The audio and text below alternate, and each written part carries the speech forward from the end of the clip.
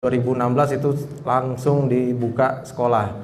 Sangat singkat sekali dan kita juga belum siap pada waktu itu. Tapi karena ini sudah merupakan amanah yang diberikan oleh Muksinin, jadi kita harus sama-sama bergerak, berjuang dalam waktu yang singkat itu bagaimana kita bisa memulai pendidikan di tahun ajaran 2016. Alhamdulillah jumlah murid yang mendaftar di sekolah kita pada saat itu kurang lebih 60 orang yang terdiri dari kelas 2 dan kelas 1 dan TK. 60 orang itu sudah TK, kelas 1 dan kelas 2. Semuanya berjalan lancar alhamdulillah. Dan kemudian pengurusan izin-izin oleh LPPI, kita dapat izin sekolah 1 tahun setelah kita buka di tahun 2017. Setelah ada izin kita bangun lagi lanjutan. Jadi gedung kita dulu hanya 2 lantai, yang lantai dasar dan lantai yang kita pakai sekarang ini. Pada 2017 itu kita bangun lagi lantai atas karena kita akan menampung lagi jumlah murid yang lebih banyak karena peminat atau pendaftar dari kegiatan pendidikan kita ini cukup banyak.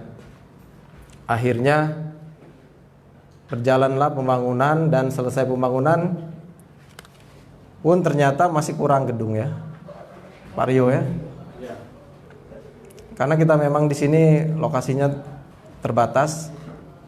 Akhirnya kita membeli tanah yang di daerah Mesat, itu semua atas bantuan Muksinin.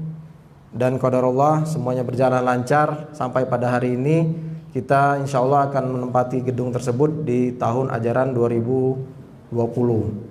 Jadi dalam waktu 2016 sampai 2020 4 tahun kita alhamdulillah bisa memiliki gedung yang lebih representatif, lebih luas. Kedepannya nanti insya Allah di gedung B itu semua kegiatan SDIT akan dialihkan ke sana, dan di gedung A yang di Jalan Cereme ini adalah hanya untuk TKIT. Dan insya Allah juga pada Juli 2021 rencana kita akan membuka SMPIT ya. SMPIT, doakan Dewan Guru, Ikhwan dan Akhwat semua semoga berjalan dengan lancar. Mudah-mudahan apa yang kita kerjakan, apa yang kita lakukan bernilai pahala di sisi Allah Subhanahu wa taala.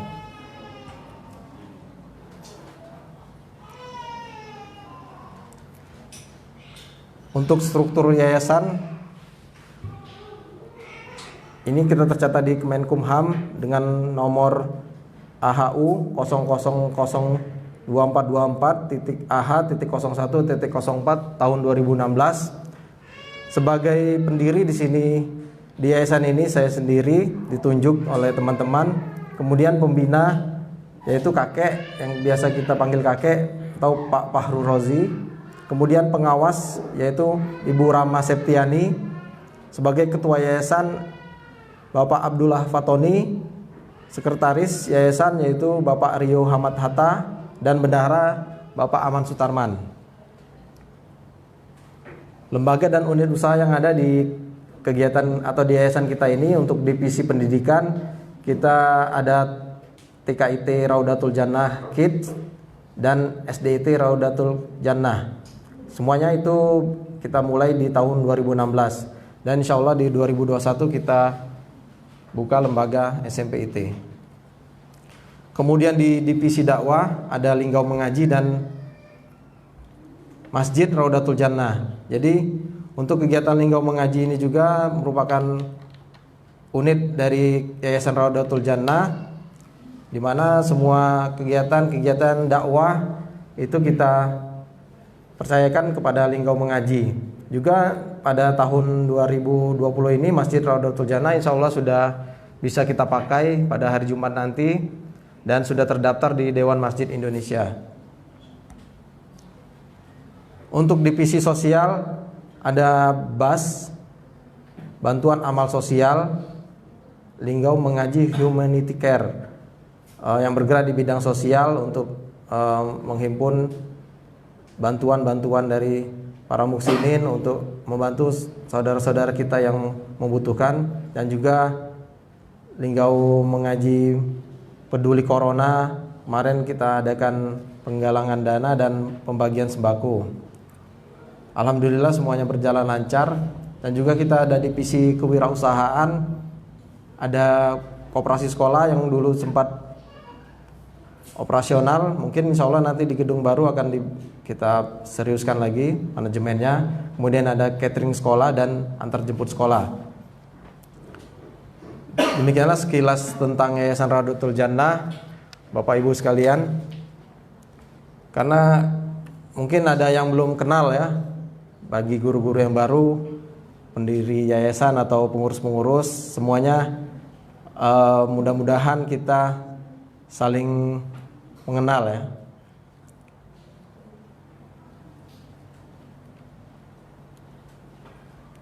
Ada yang mau ditanyakan Bapak Ibu? Pak Rio?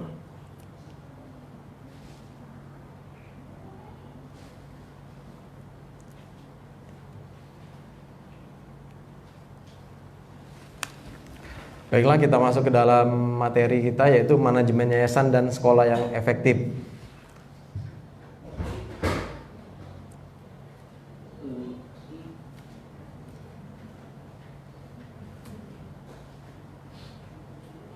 Outline dari materi ini yaitu nanti ada curah pendapat, kemudian framework manajemen yayasan dan sekolah sunnah yang efektif, yang terdiri dari hubungan atasan dan bawahan, manajemen konflik, membangun kekompakan tim kerja, komunikasi yang efektif, ciptakan lingkungan kerja yang harmonis, kepemimpinan sekolah yang sukses. Jadi cukup padat materinya, tapi karena waktunya kita sampai zuhur ya, mungkin kita banyak yang kita skip.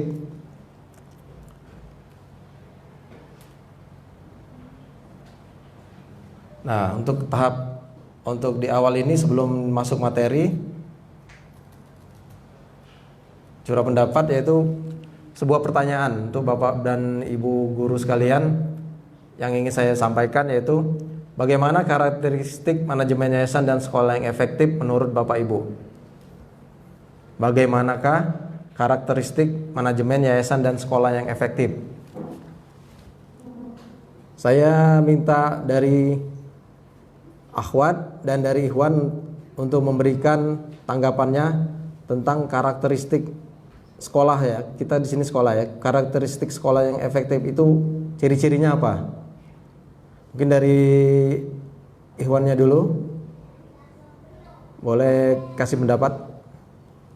Abi Kudori. Kerja tim ya. Jadi karakteristik sekolah yang efektif itu kerjanya tim. Atau satu lagi dari bapak-bapak ya. Pak Denny. Abi Denny. Kalau dari akhwannya gimana? Dari umi-uminya? Sekolah yang efektif itu cirinya apa, Umi? Kalau tadi dari Abi Kudori tadi kerja tim. Jadi bukan kerja sendiri-sendiri ya. Guru-gurunya itu tim, merupakan suatu tim.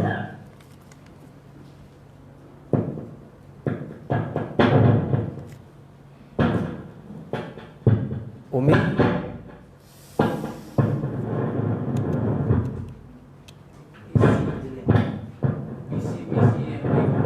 Ya, Abi.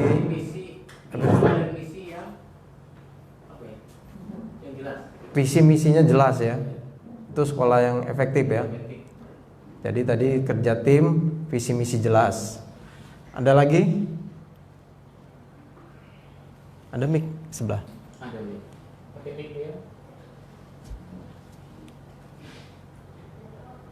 Apa? Gak ada.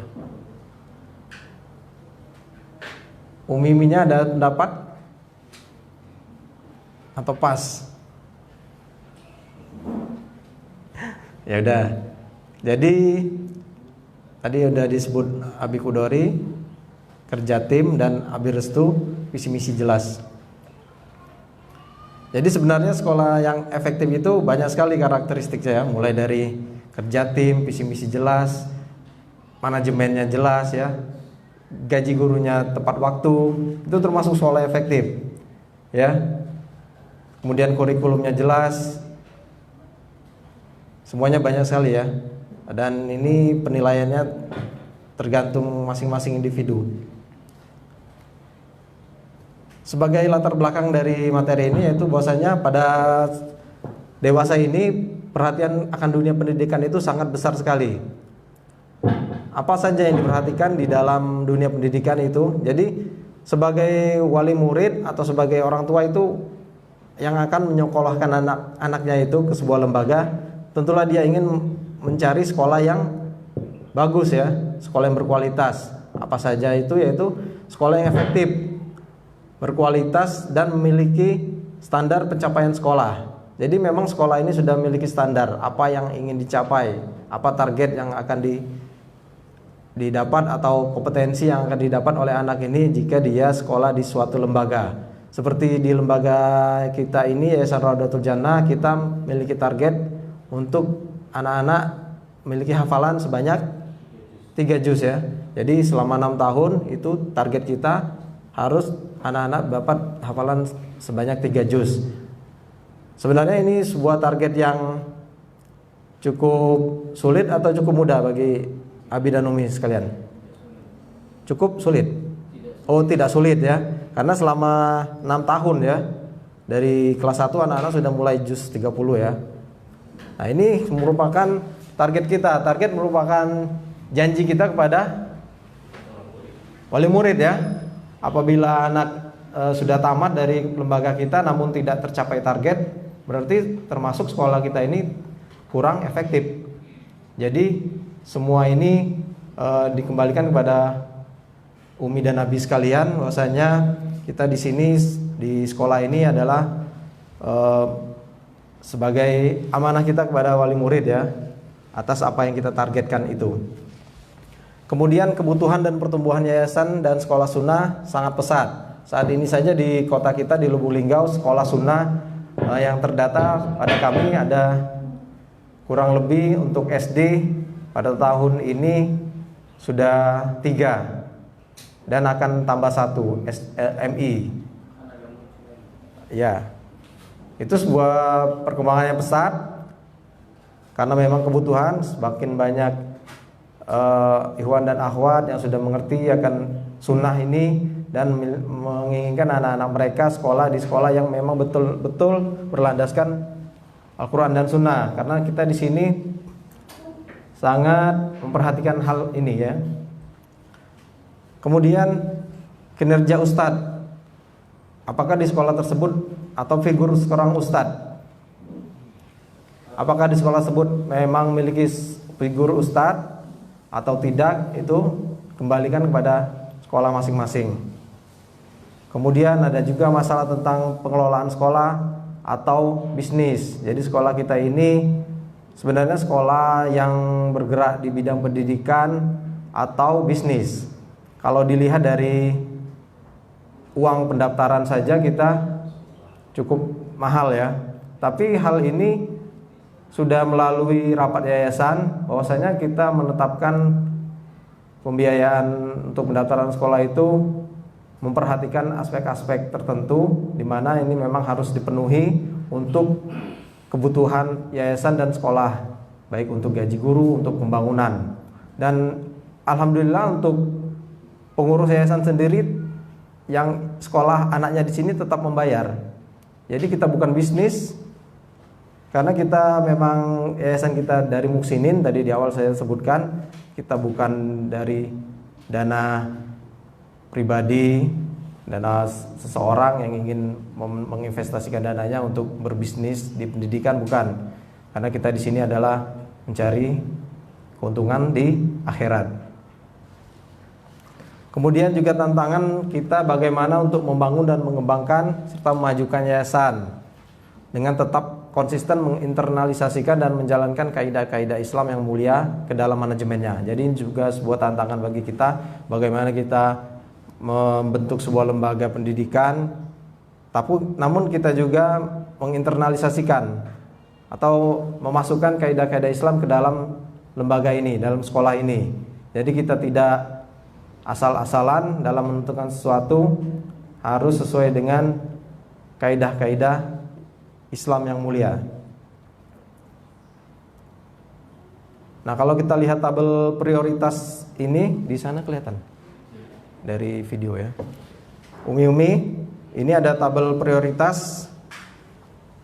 Kinerja sekolah itu didorong oleh apa sih sebenarnya? Apakah oleh ustadznya atau oleh manajemennya? Kalau kita lihat di sini, kalau kita hubungkan antara kinerja dengan kinerja itu di kuadran keempat. Kalau kuadran keempat ini dia paling rendah. Jadi kalau hanya kinerja memang masih rendah ya, belum efektif.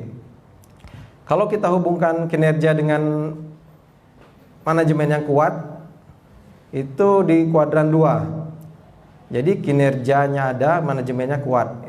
Itu ada di kuadran kedua. Ini juga belum ideal, idealnya itu di 1. Kalau dihubungkan antara figur ustadz dengan manajemen yang kuat,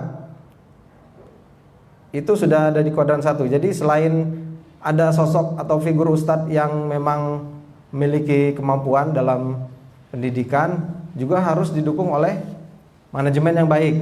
Jadi kedua aspek ini saling berhubungan.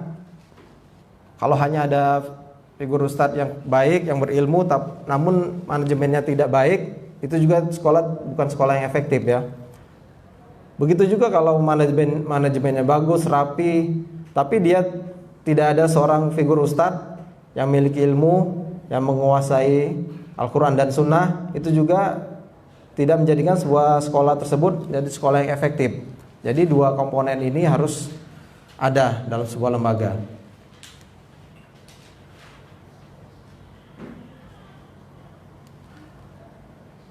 Ciri-ciri manajemen yang efektif itu yaitu apa saja?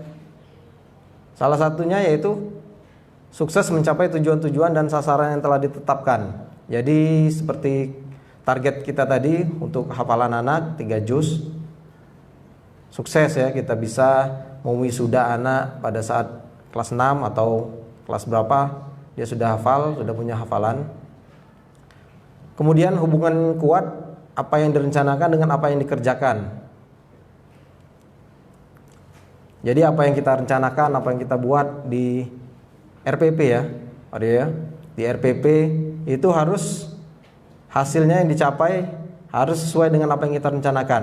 Apa yang kita rencanakan, apa yang kita kerjakan itu hasilnya harus tercapai. Kemudian sistem yang diorientasikan dan harus dilaksanakan untuk mencapai tujuan-tujuan organisasi. Jadi sistem apa yang kita pakai untuk mencapai tujuan-tujuan tersebut itu dikembalikan kepada sistem, dibalikan kepada kebijakan yayasan. Di sini kita sudah jelas sistem yang kita gunakan. Kemudian ciri-cirinya juga manajemen yang efektif yaitu kinerja layanan lebih dari janji layanan.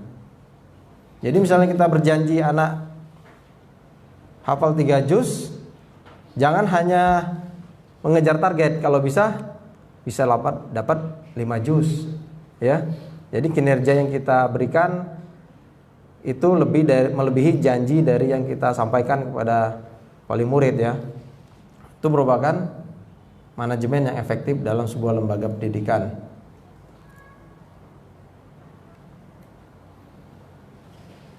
Nah, kalau kita lihat di sini di tabel ini tentang perilaku, ini sebenarnya umum, bisa untuk guru, bisa untuk pebisnis juga.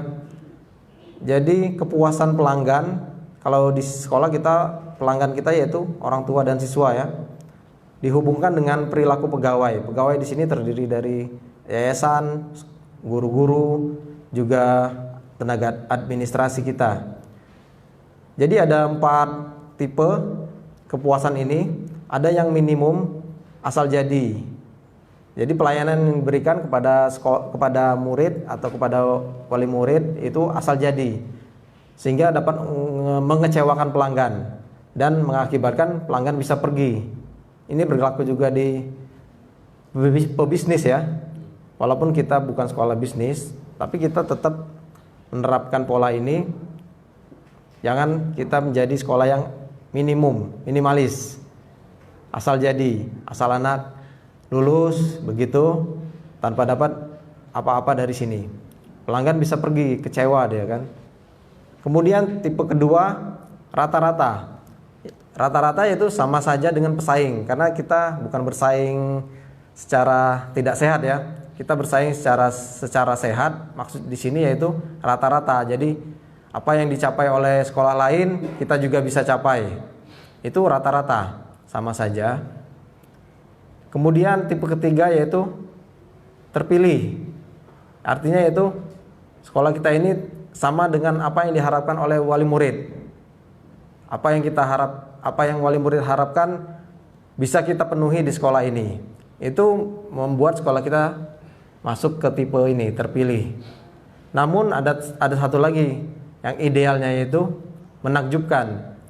Apa itu? Yaitu pelayanan yang menyenangkan atau pelayanan prima. Jadi mulai dari pendidikan, administrasi, mulai dari satpam, semuanya itu menyenangkan wali murid. Mulai dari pagi hari, misalnya pada saat wali murid mengantar anak di halaman, kita sudah memberikan pelayanan yang menggembirakan, menyenangkan kepada wali murid dengan menerapkan senyum sapa salam. Kemudian kita rapi dalam mengatur kendaraan sampai murid masuk ke kelas. Semuanya itu menyenangkan. Ini merupakan tipe keempat yang ada di sini. Kita mengharapkan sekolah kita mungkin untuk mencapai tipe keempat ini membutuhkan kerja keras ya Pak Rio ya, Abi Rio. Karena kita juga menyadari keterbatasan kita, baik dari SDM kita juga, baik juga dari gedung kita juga. Mungkin kita belum bisa mencapai ke tipe ini. Namun kita berharap, kita bercita-cita, mudah-mudahan sekolah kita bisa mencapai tipe ini ya. Alhamdulillah untuk saat ini kita ada di tipe kemana nih Pak Abi Rio? 3 ya, terpilih sama dengan harapan wali murid. Alhamdulillah. Tapi kita sama-sama guru-guru, kita bersama-sama di yayasan ini untuk mengembangkan yayasan ini. Mudah-mudahan kita bisa lebih baik di masa depan. Permasalahan juga yang terjadi di lembaga yaitu adanya jurang yang lebar antara perencanaan dan eksekusi. Jadi apa yang kita rencanakan atau strategi yang kita terapkan itu tidak berbanding lurus dengan eksekusi. Eksekusi yaitu apa yang kita kerjakan, apa yang kita putuskan untuk mencapai tujuan tersebut, untuk melaksanakan strategi kita tersebut. Minimal garisnya mungkin tidak terlalu jauh. Di sini kalau kita lihat tabel ini sangat jauh sekali apa yang kita janjikan dengan apa yang terjadi aktual. Ini merupakan ciri-ciri sekolah yang tidak efektif juga. Menurut penelitian Dr. Hari ini disebutkan bahwasanya 64% pemimpin bisnis kurang percaya diri bahwa organisasinya mempunyai kemampuan menutupi jurang antara strategi dan eksekusi. Jadi cukup banyak persentasenya bahwasanya hal ini disebabkan oleh kurang percaya diri. Terutama di sini pemimpin. Pemimpin di sini kepala sekolah ya, yang memegang wewenang di lembaga. Sedangkan untuk LPPI yayasan itu hanya mengatur regulasi. Namun untuk kinerja ini itu kepala sekolah. Di sini baik kepala sekolah SD maupun TK. Jadi harus adanya rasa percaya diri yang kuat dari kepala sekolah. Namun tentu juga dibantu oleh guru-guru ya untuk mencapai apa yang sudah kita janjikan atau apa yang kita targetkan untuk anak-anak. Kemudian penelitian ini juga menyebutkan 90% dari organisasi atau dari lembaga ini gagal dalam mengeksekusi strateginya dengan sukses. Ada juga yang sudah melaksanakan mengeksekusi atas strategi-strateginya ini, cuman hanya 10% yang berhasil. Rata-rata 90% gagal. Namun ini bukan suatu pukulan bagi kita, bahwasanya kita melihat data yang ada di sini percuma saja kita mencapai target tersebut jika penelitian ini rata-rata gagal. Namun kita harus tetap berusaha ya, karena ini hanya penelitian. Penelitian ini sampel beberapa sekolah yang diambil oleh peneliti.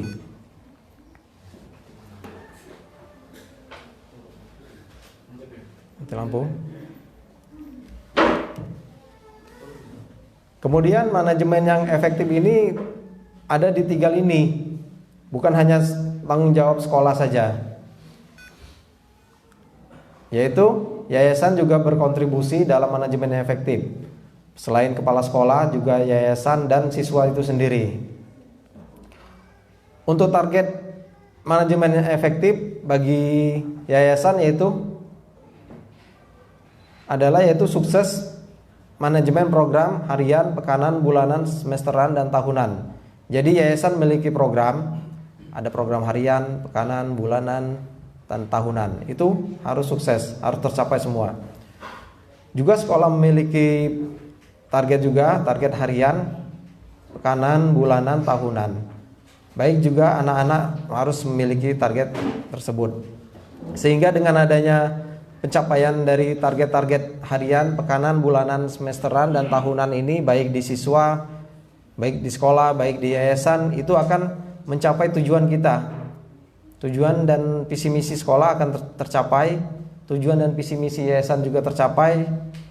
Untuk siswa, pengetahuan dan keterampilan tercapai, standar kompetensi lulusan siswa tercapai.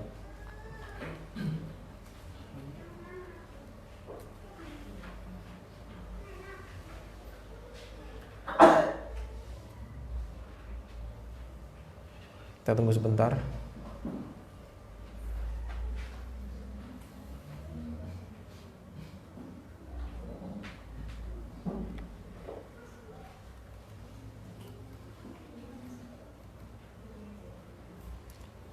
Untuk jumlah guru yang baru di tahun ini ada berapa, Pak? Habib Kodori? Total? Keseluruhan. Ya. Dari rekrutmen kemarin? Total keseluruhan 42. Guru. Iya, sama yang lama. Oh, total sama yang lama. Kalau yang baru sekitar 11. 11 ya. Untuk yang baru yang ikhwannya ada berapa guru yang laki-laki? Yang baru? 11 itu? 11 Bang. Hah? Yang Umi? Yang Sisanya dari 42 berarti berapa? enggak, yang baru. Yang baru yang laki-laki. Ya. Cuma satu. Oh, 1. Ya, masih. Oh, ini Abi apa namanya, Abi? Wasit Aulawi. Wasit Aulawi. Kak Wasit ya. Ngajar kelas berapa, Abi? Ngajar di kelas berapa? Di sini Oh, ngajar tahfiz. Tahfiz ya. Ya, Abi. Jadi untuk bantu Abi Arif juga ya.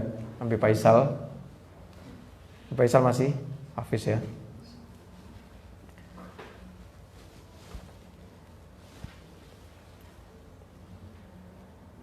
Ini kita skip ya.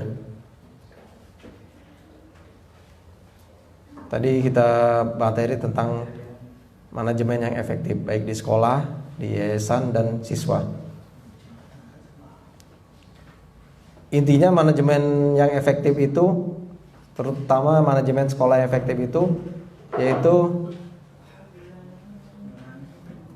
sesuai dengan jaminan kualitas. Kemudian sesuai dengan program akademik.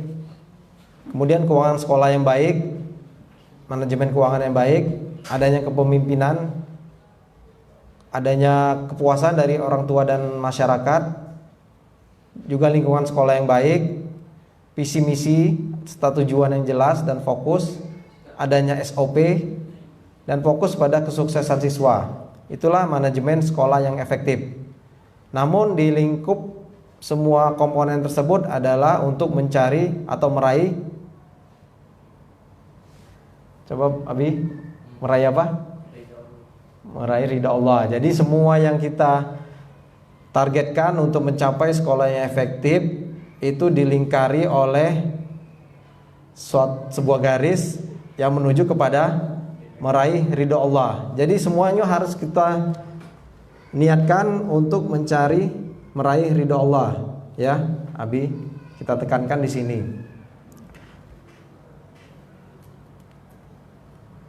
Nah, kalau di sini curah pendapat kedua tadi sudah curah pendapat pertama tentang bagaimana sekolah yang efektif itu bagaimana. Kemudian di sini tentang hubungan atasan dan bawahan. Karena kita di sini berinteraksi ya antara sama guru, itu biasanya timbul masalah. Tidak kita pungkiri ya. Karena sehari-hari kita bertemu, jangankan di sekolah, di keluarga sendiri saja kita sering timbul masalah ya. Ya wajar ya.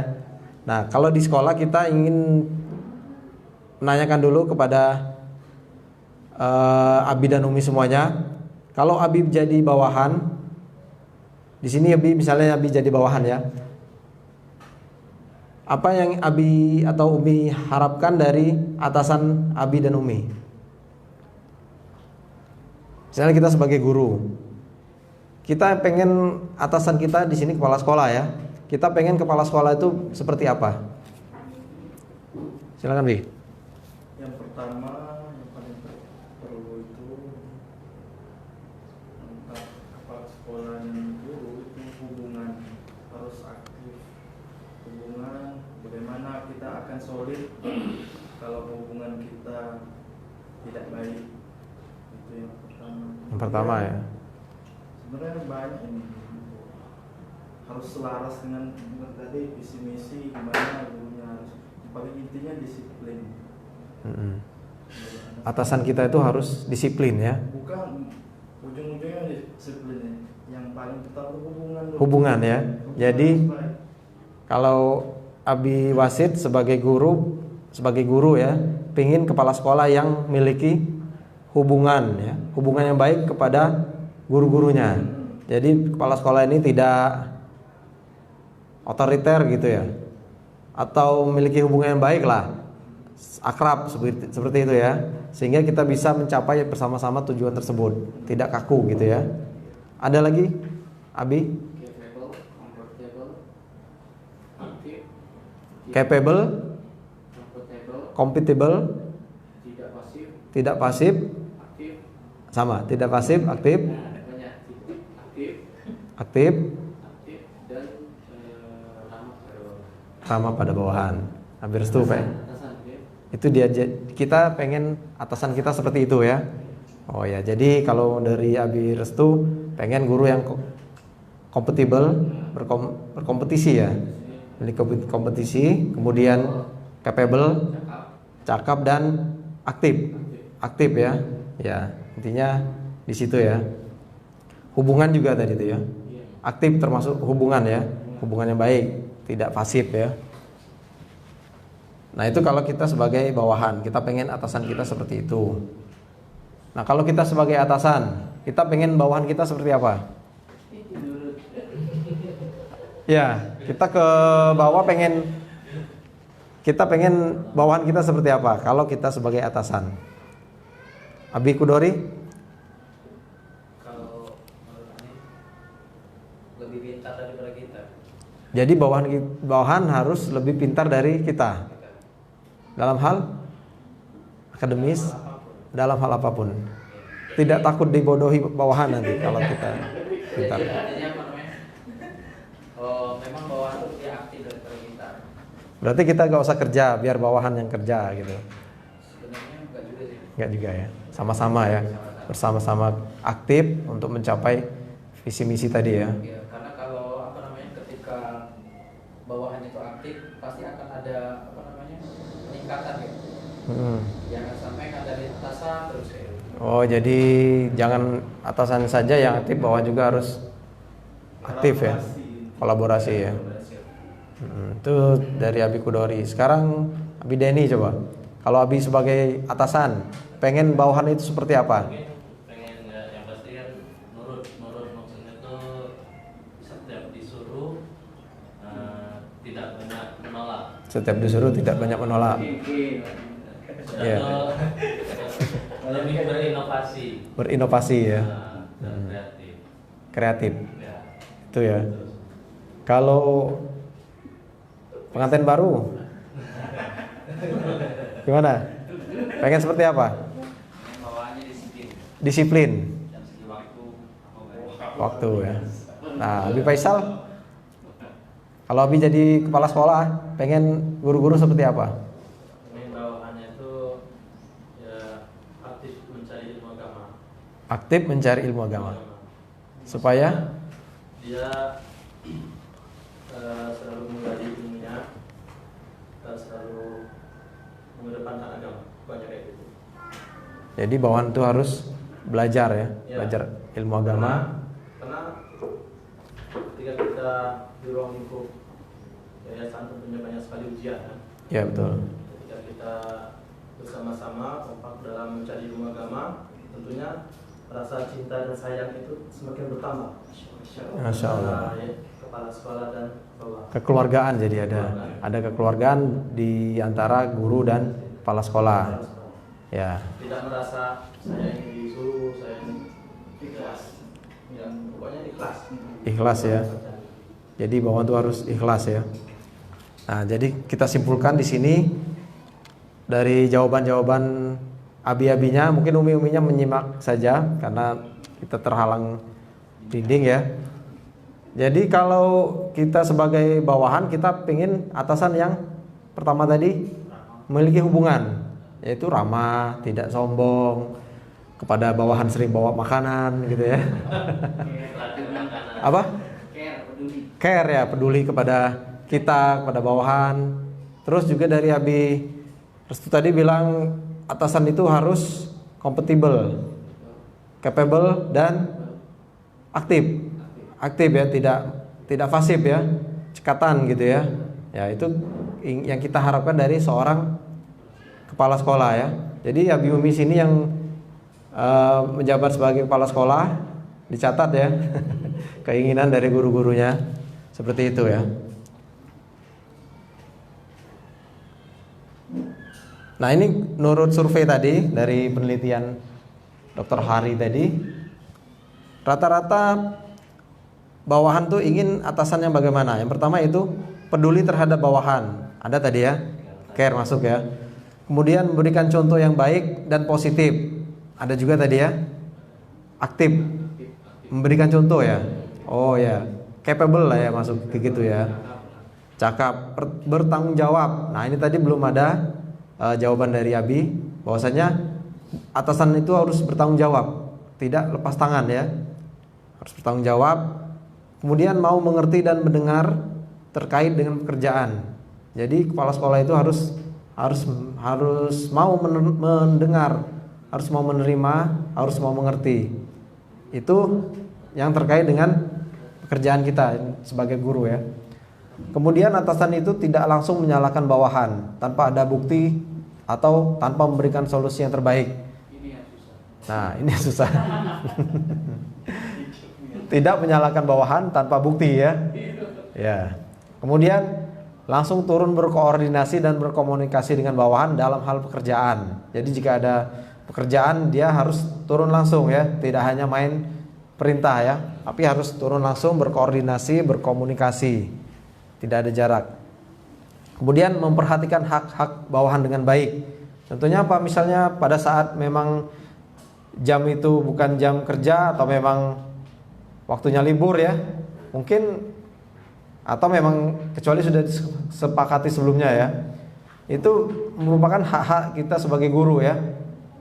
Jadi sebagai pemimpin atau sebagai kepala sekolah kita harus memperhatikan hak-hak bawahan kita atau hak guru-guru yang kita bina. Kemudian tidak temperamental dan mendoakan bawahannya. Ini jarang sekali ya kepala sekolah mendoakan guru-guru. Mudah-mudahan ada ya. Ada sebagian ya. Ya ini yang kita harapkan ya.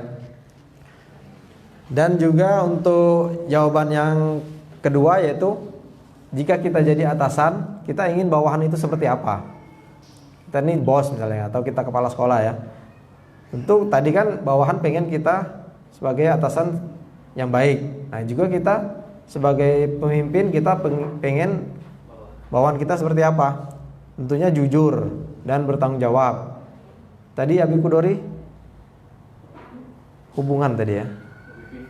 Oh lebih pintar belum ya? Ada nanti mungkin. Jujur dan bertanggung jawab. Disiplin. Nah ini dari Pengantin baru tadi, disiplin dan taat peraturan. Tepat waktu ya. Penampilan bagus, bersih, rapi dan oke. Nah, ini belum ada yang jawab tadi. Kita pengen bawahan atau guru-guru kita itu penampilannya bagus, rapi, bersih ya. Necis ya. Kemudian dia cinta sama pekerjaannya. Jadi guru-guru itu mesti mencintai pekerjaan.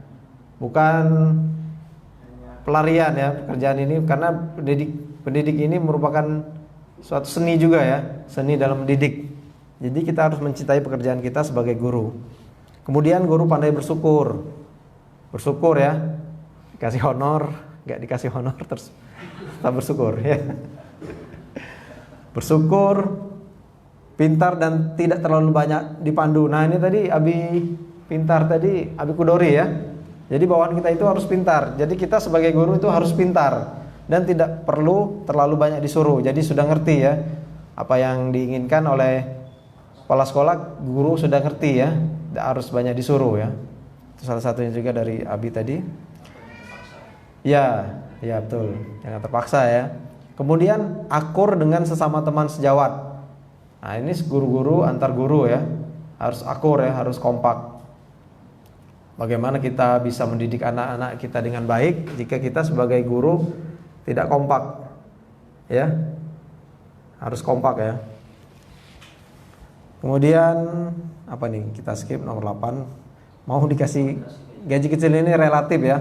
Insya Allah mudah-mudahan yayasan kita setiap tahunnya ada peningkatan. Mungkin yang paling senior Abi Restu di sini ya, dan Abi Faisal ya.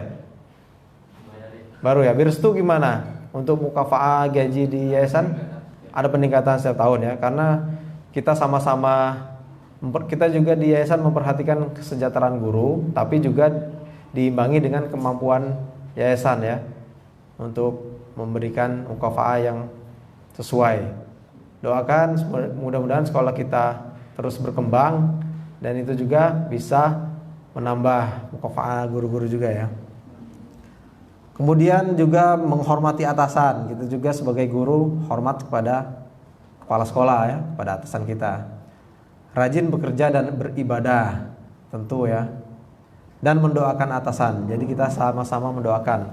Kepala sekolah mendoakan guru, guru-guru juga mendoakan atasan. Semoga mudah-mudahan hubungan terjaga dengan baik, kita bisa mendidik anak-anak bersama-sama dengan baik. Apabila anak ini sukses, memiliki standar kompetensi yang baik, yang bangga, selain orang tua, kita juga sebagai guru, semuanya ya, bukan hanya guru ya, baik tenaga administrasi, baik tenaga keamanan, dan semua yang ada di lembaga itu memiliki kebanggaan ya, apabila anak-anak kita sukses.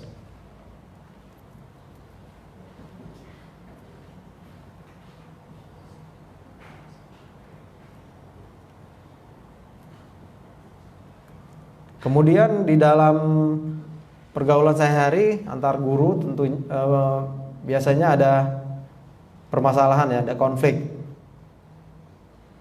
Sebenarnya konflik itu apa sih, Abi? Problem, konflik. Kalau problem dia lebih besar lagi ya, masalah yang besar. Kalau konflik bisa konflik antar individu atau konflik antar lembaga. Kalau kita di sini di dalam lembaga, konflik internal ya. Kalau menurut definisinya yaitu suatu proses yang dimulai bila satu pihak merasakan bahwa pihak lain telah mempengaruhi secara negatif atau akan segera mempengaruhi secara negatif pihak lain. Ini agak susah kalimatnya, yaitu apabila satu pihak merasakan pihak lain itu mempengaruhi secara negatif. Jadi bibit-bibit munculnya konflik itu apabila ada salah satu pihak yang akan memberikan pengaruh negatif kepada pihak lain. Ini baru bibitnya ya. Itu sudah disebut konflik. Jadi kita di sini di yayasan mengharapkan jangan ada konflik di antara guru. Jangan ada suuzon, karena muncul bibit-bibit negatif itu biasanya dari sikap-sikap suuzon tersebut ya. Jadi kita harus mengedepankan husnuzon. Apabila ada saudara kita yang mengalami atau melakukan kesalahan, kita harus memberikan uzur. Memberikan uzur, namun tetap menasehatinya dengan cara yang terbaik. Cara-cara menasehati mungkin kita sudah tahu semua ya, bukan di depan umum. Ya, kalau kita ingin menasehati saudara kita, panggil secara tersembunyi, empat mata, kita sampaikan apa yang ingin kita koreksi atas saudara kita tersebut. Insya Allah mudah-mudahan saudara kita mau menerima. Namun apabila kita menasehatinya di depan umum, mungkin dia tidak akan menerima. Namun konflik ini harus ada manajemen ya, bukan hanya sekolah dan yayasan dan manajemen. Konflik juga harus dimanajemenkan. Nah, definisinya yaitu suatu proses untuk membuat perencanaan organisasian, memimpin dan mengendalikan berbagai perilaku negatif anggota organisasi dengan menggunakan sumber daya organisasi untuk mencapai tujuan. Panjang sekali. Jadi sebuah konflik itu harus segera diatasi, harus ditanggulangi ya, dengan cara mengorganisir, mengendalikan perilaku negatif tersebut dengan sumber daya yang organisasi yang ada. Misalnya di sini ada konflik antar guru, maka kita harus segera mendamaikan konflik tersebut, meredakan konflik tersebut dengan sumber daya kita di sini kepala sekolah. Kalau guru yang berkonflik, kepala sekolah harus turun tangan ya, harus mencarikan solusi jalan keluar dari permasalahan yang ada. Tujuannya itu agar tercapai tujuan yayasan kita, tujuan sekolah kita. Bukannya suatu konflik itu dibiarkan berlarut-larut, nanti lama-lama akan semakin besar ya. Gejala dari terjadinya konflik. Nah, ini biasanya muncul konflik itu karena apa? Yang pertama yaitu, ini kita bicara dalam lingkup sekolah ya, bukan pribadi ya, karena kita di sekolahan sini ya. Gejala-gejala dari terjadinya konflik yaitu biasanya adanya pekerjaan yang tidak selesai tepat waktu, tidak sesuai kualitas, dan biayanya tidak sesuai. Mungkin bisa kita cerna kalimatnya, tidak tepat waktu. Biasanya kita pingin sesuatu dari suatu pekerjaan kita, namun ada salah satu teman kita yang tidak dapat menyelesaikannya tepat waktu. Itu bisa merupakan gejala-gejala ya dari adanya konflik. Kemudian adanya gosip, hoax, permusuhan, tidak menjawab WA, dibaca tapi tidak di-read aja, tidak dibalas ya. Itu hati-hati juga, bisa nimbulin konflik ya. Ini menurut penelitian ya. Kemudian tingkah lakunya pasif, tidak aktif, atau juga terlalu agresif. Jadi kita harus bisa menempatkan, jangan terlalu pasif dan juga tidak boleh terlalu agresif. Itu bisa menimbulkan konflik. Kemudian tidak menjawab atau jadi informasinya rahasia disebarkan, atau juga informasinya harus disebarkan tapi tidak disebarkan.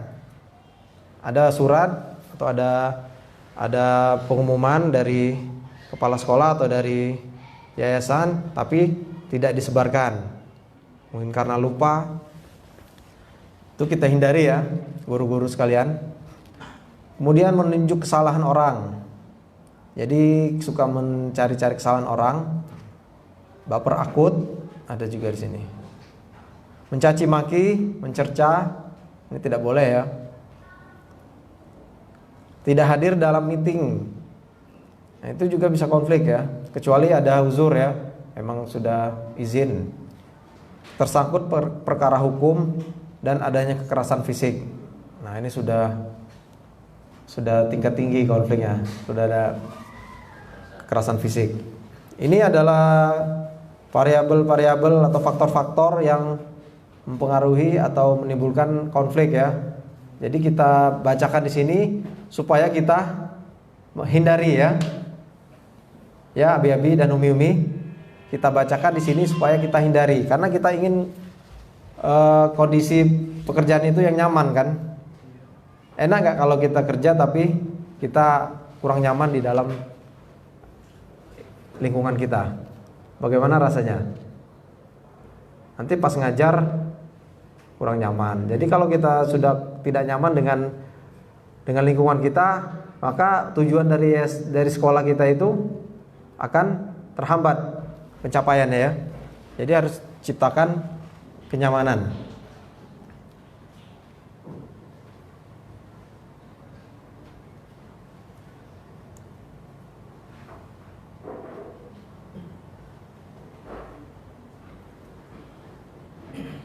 Banyak sekali hasil-hasil penelitian tentang konflik ini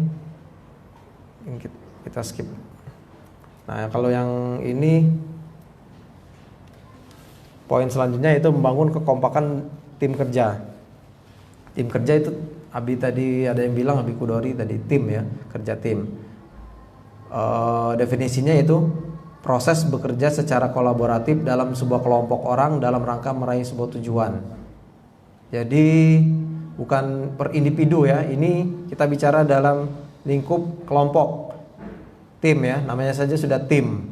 Jadi tim kerja yaitu proses bekerja secara kolaboratif, bersama-sama ya, berkolaborasi dalam sebuah kelompok. Kelompok kita di sini adalah SDIT, TKIT, Rodatul Jannah, untuk mencapai atau meraih goals, tujuan kita di awal tadi ya. Jadi sama-sama ya. Ya, tujuan kita bukan hanya target hafalan tadi, juga dalam akademik anak-anak juga ya. Anak-anak memiliki standar kompetensi kelulusan. Sebagai contoh yang disampaikan di slide ini yaitu pemindahan Hajar Aswad. Mungkin kita sudah sama-sama tahu bagaimana sejarah pemindahan ini. Itu merupakan contoh dari pekerjaan kolaboratif. Ingat Abi Wasid gimana kisah atau sejarah pemindahan Hajar Aswad? Sebagai contoh ya, bagaimana Rasulullah SAW itu mengajarkan kita dari dulu ya, sudah diajarkan bagaimana kerja tim. Abi ingat? Abi Faisal? Yaitu Rasulullah memberikan solusi kepada masing-masing kabilah. Ya. Karena semua kabilah bersikeras untuk untuk memindah Hajar Aswad tersebut. Merasa lebih baik semua. Ya. Untuk mengatasi hal tersebut, agar semuanya ikut dalam pemindahan Hajar Aswad tersebut, Rasulullah memindahkan kain Ya. agar masing-masing kabilah mengangkat Hajar Aswad tersebut bersama-sama, letakkannya Bersama-sama. Nah, jadi sudah diajarkan oleh Rasulullah SAW bagaimana kerja tim ya. Contoh yaitu pada saat memindahkan Hajar Aswad. Ya, barakallahu fiik. Makasih.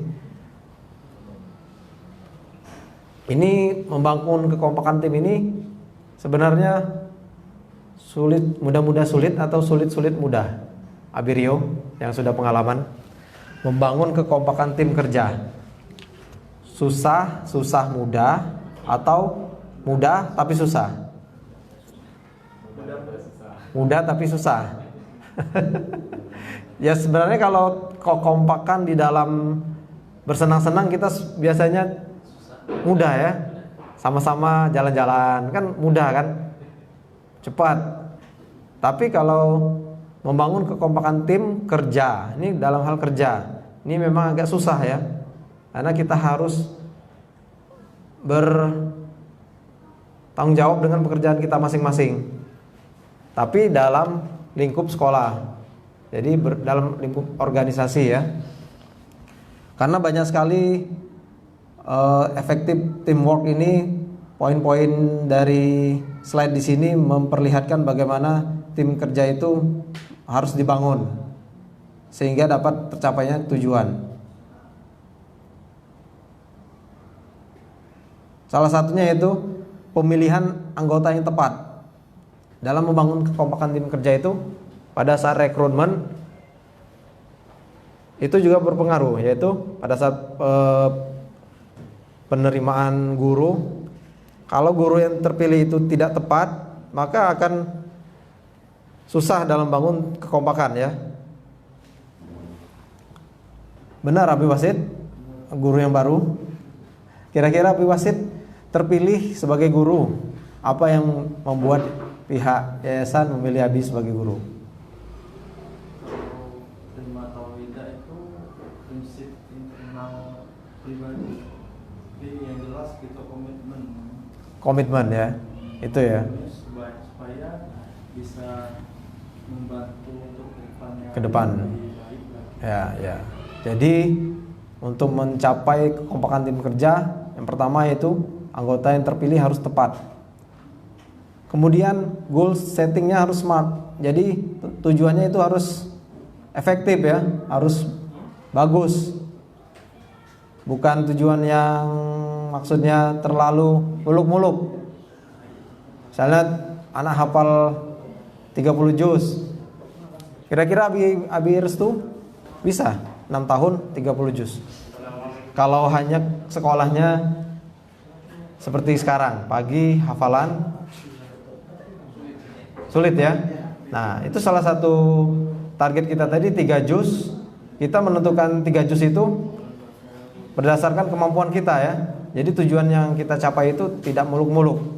Jadi sesuai dengan kemampuan kita. Jadi kalau dibebankan 30 juz mungkin Abi Arif juga kewalahan ya. Dalam masa 6 tahun anak-anak dibebankan apa ditargetkan hafal 30 juz. Hah? Paling gabinya dari pagi sampai malam lah. Itulah ya.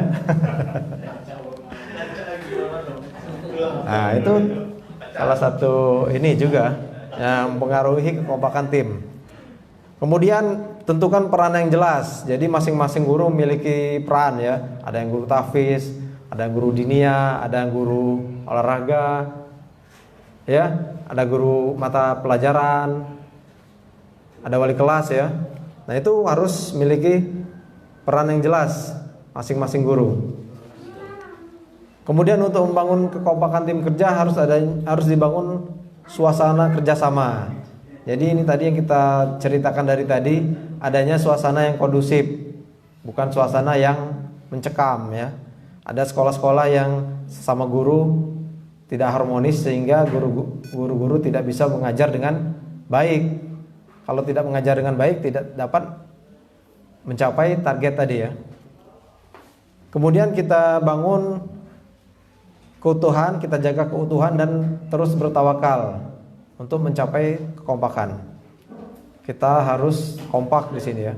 Dan tawakal menyerahkan segalanya kepada Allah. Kemudian adanya evaluasi.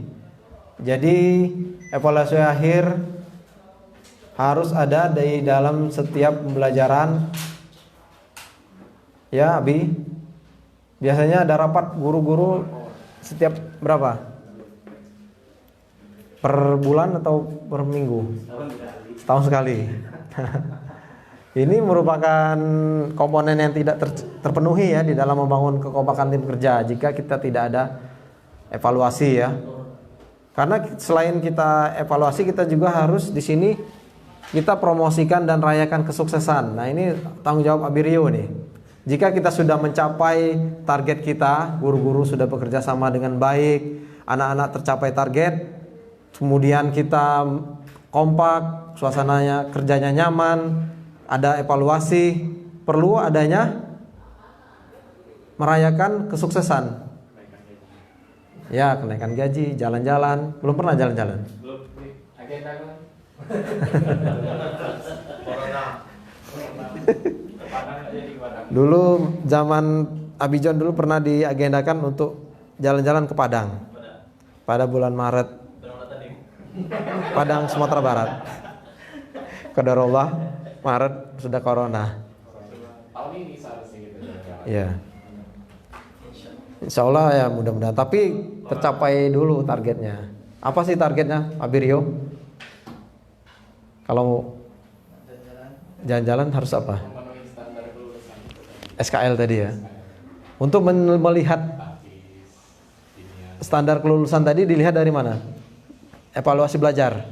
Dari nilai raport siswa. Nilai rapor bisa itu salah satu indikatornya. Ya. Jadi misalnya ya, ini kan mau masuk semester tahun semester genap ya. Ganjil ya, tahun ajaran baru. Bagi rapot nanti di bulan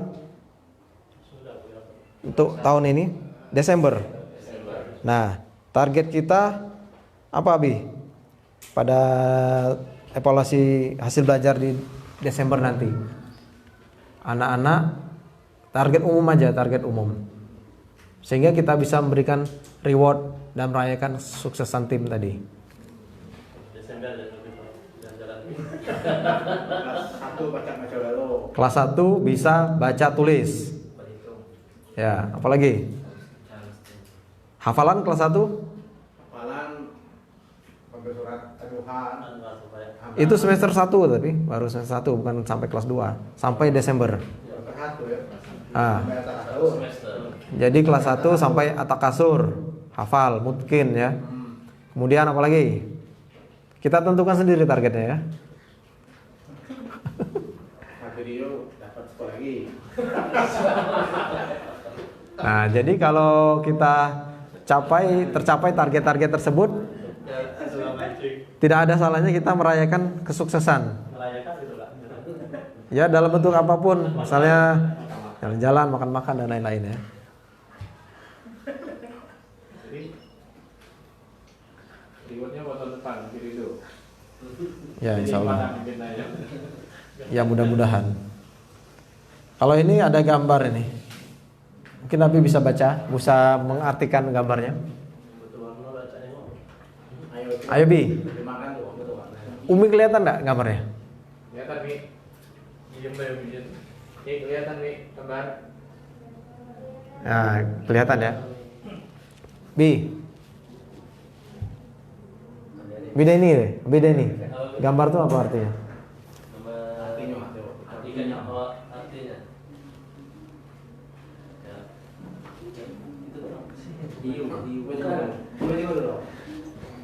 Oh, ikan yang kecil pun bila bersatu dapat mengalahkan satu ikan hiu. Jadi bersatu ya, tim ya, tim ya. Walaupun dia kecil-kecil, tapi dia membentuk suatu tim yang solid. Dia bisa mengalahkan ikan hiu yang tidak tim ya, yang satu, yang tunggal ya. Cuman yang depan keburu dimakan. Itu adalah korban ya, korban tim tumbal rep. Pertama tuh luar biasa.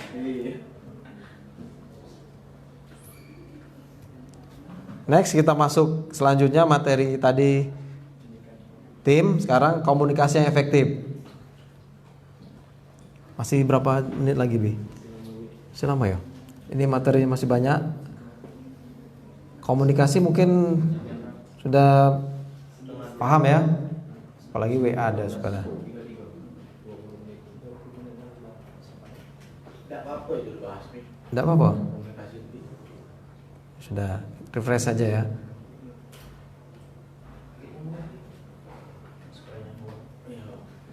Komunikasi yang efektif. Dari yayasan ada komunikasi kepada pihak sekolah ya, lembaga, guru. Kemudian komunikasi antar individu dalam organisasi sekolah, antar guru ya. Hubungan antar individu dalam organisasi sekolah, kepemimpinan kepala sekolah. Semuanya harus berkomunikasi efektif. Ini agak sulit gambarnya ini.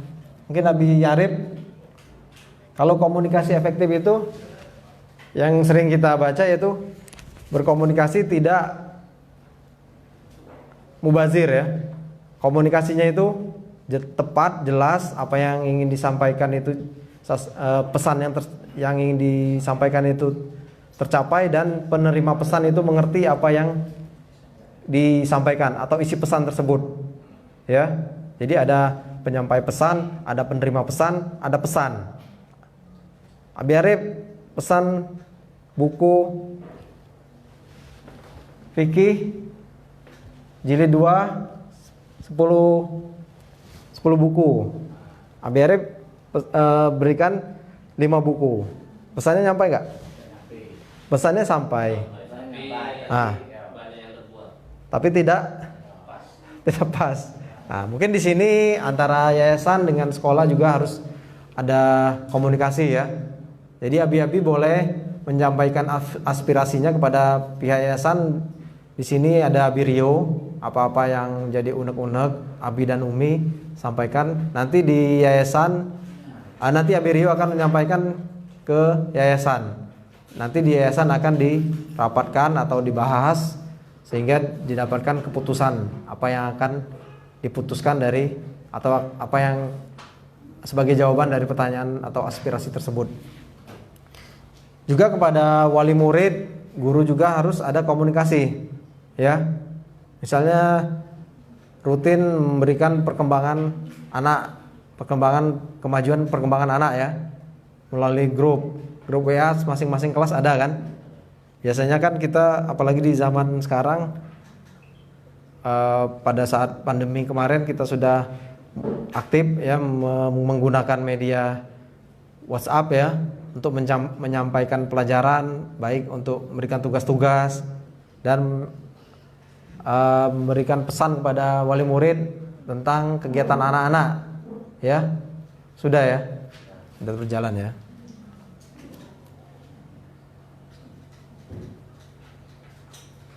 Ini banyak teori-teori Bi. Udah ngerti lah.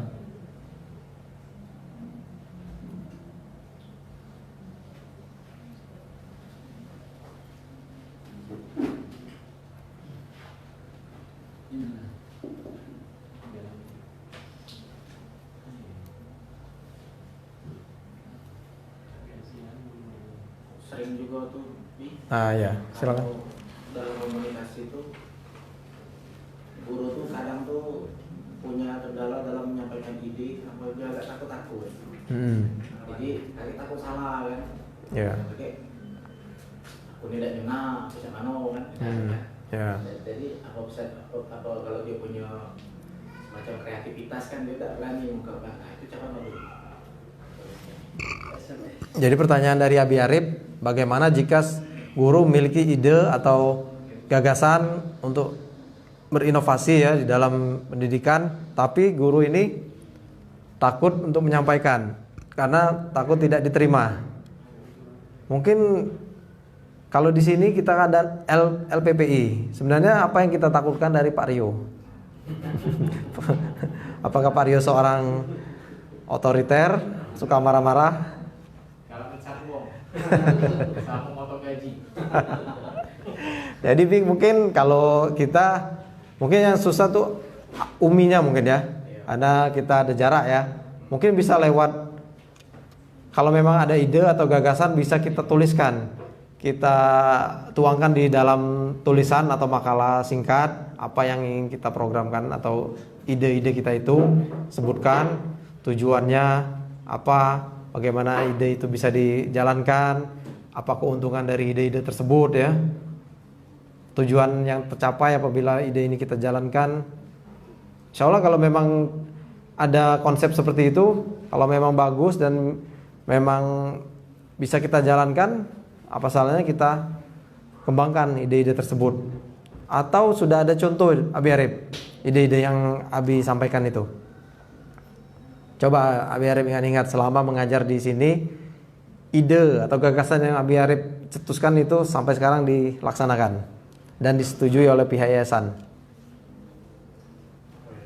Apa? Hah? Ya belajar tahfiznya dengan metode Tasmi' wa takrir. Nah, itu salah satunya. Sampai sekarang hampir diterima kan. Nah, ya itu salah satu contoh inovasi yang dilakukan oleh Abi Arif untuk dalam hal pendidikan, yaitu memberikan metode pengajaran tahfiz dengan metode tasmi' wa takrir, dan itu disampaikan langsung kepada pihak yayasan, sudah dibahas di pihak yayasan dan disetujui untuk dilaksanakan atau dilakukan atau diterapkan sampai sekarang. Jadi Abi Umi, kalau ada ide-ide yang inovatif silakan saja. Kita terbuka yayasan kita untuk menampung ide-ide tersebut. Apabila memang bisa kita terapkan dan memang bagus ide-idenya, kita insya Allah kita terapkan. Ada lagi? Abi, mungkin kalau kita pakai slide seperti ini terlalu kaku ya.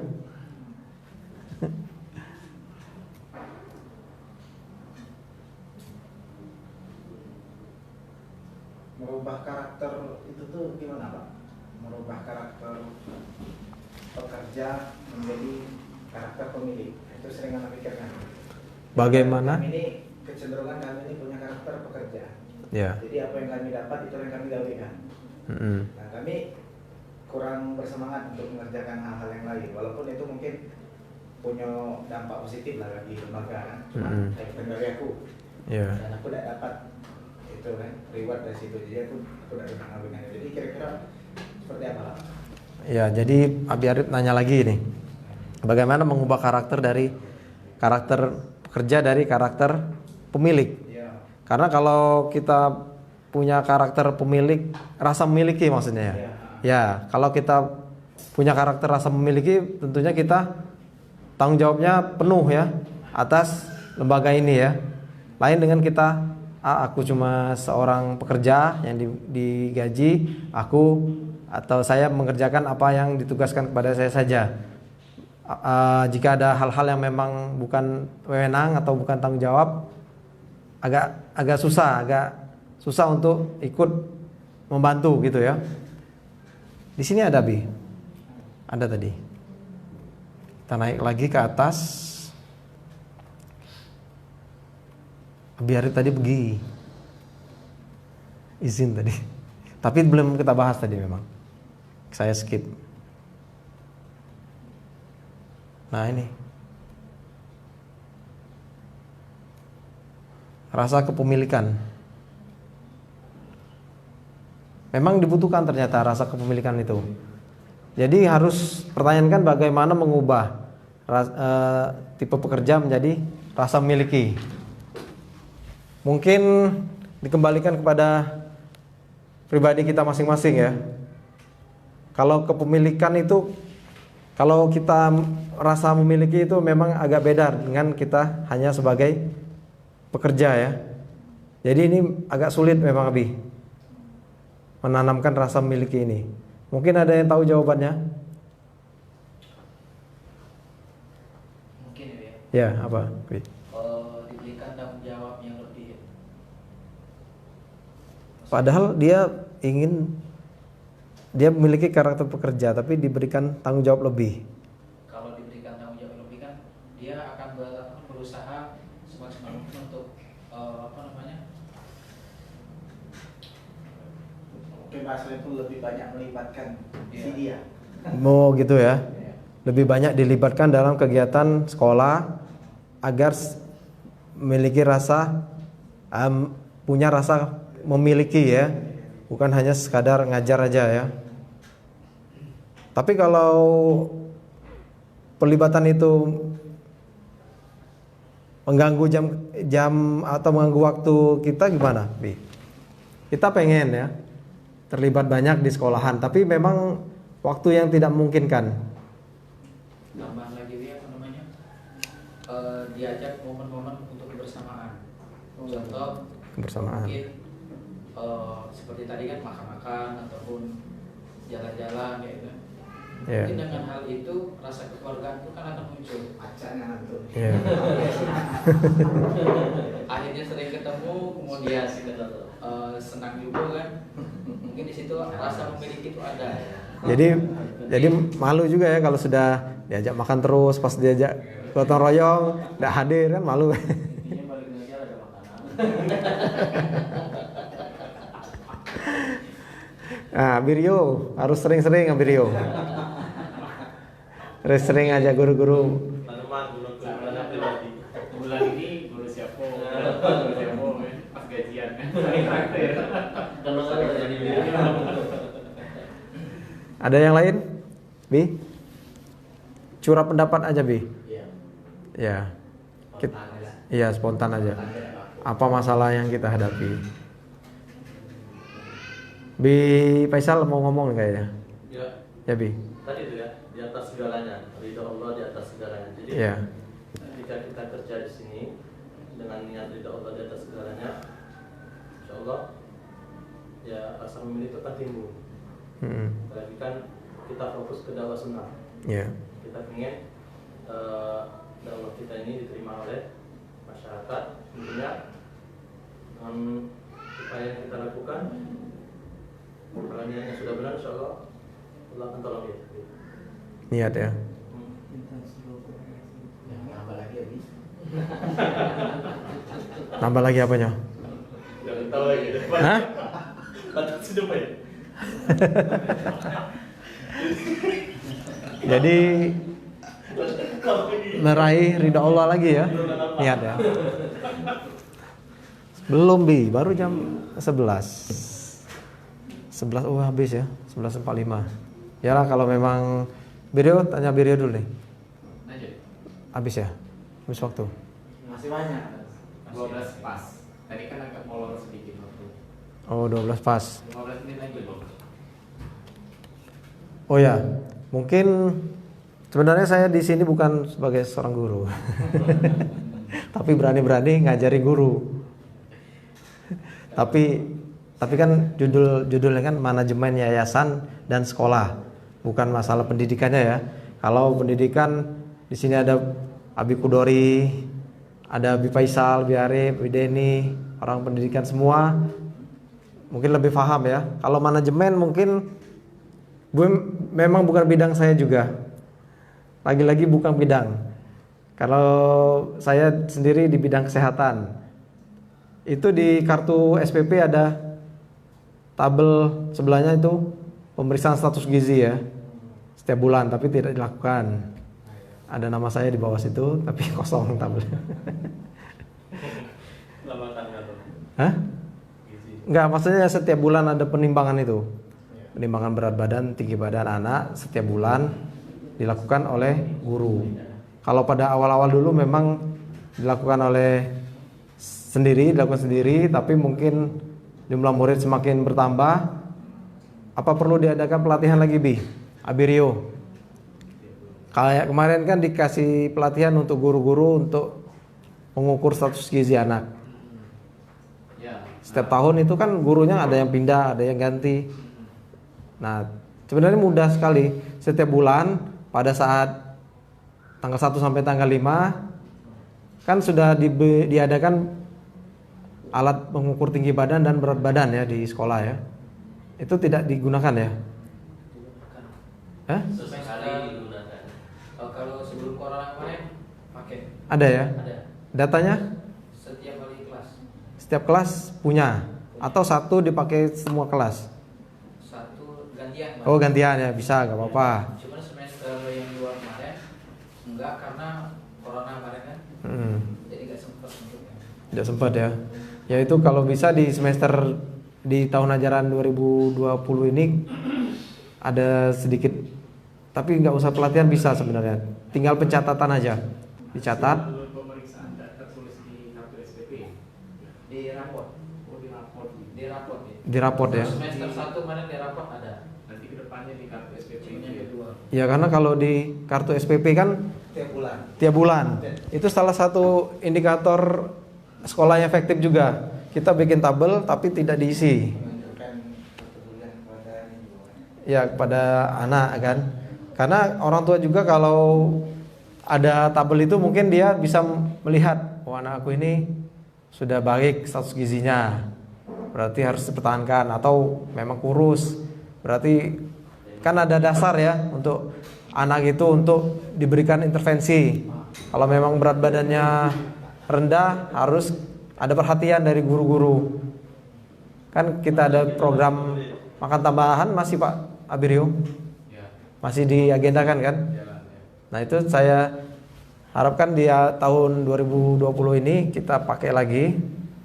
Kita timbang setiap bulan anak-anak dicatat di kartu.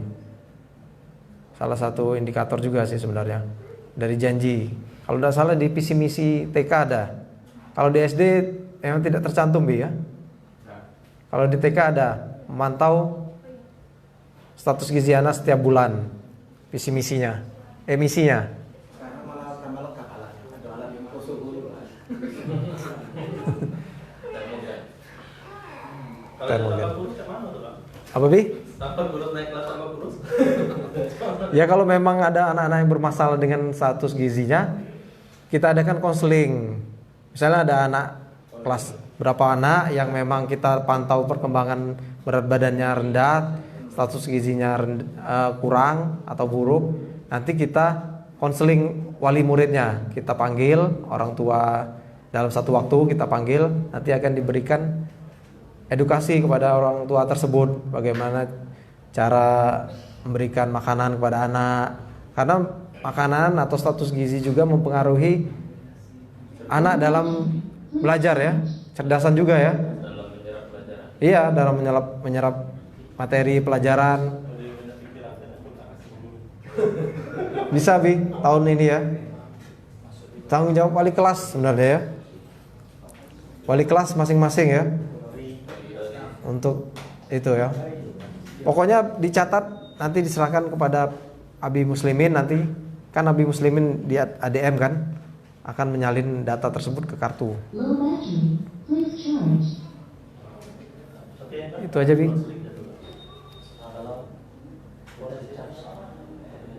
Saya rasa itu aja. Abi Rio.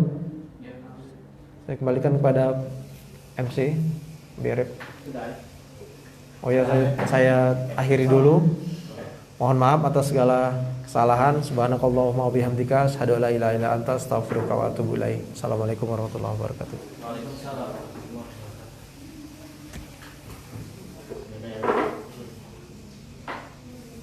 Demikianlah tadi telah disampaikan